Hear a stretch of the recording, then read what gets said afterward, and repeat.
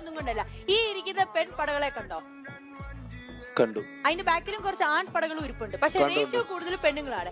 ഈ പെണ്ണുങ്ങളോട് നേരിട്ട് ഇവിടെ നിന്ന് ഏറ്റുമുട്ടാൻ ധൈര്യമുണ്ടോ? ഇല്ല, എനിക്ക് അതിന്റെ ഇടയിൽ പോയിരുന്നു ഏറ്റുമുട്ടണം.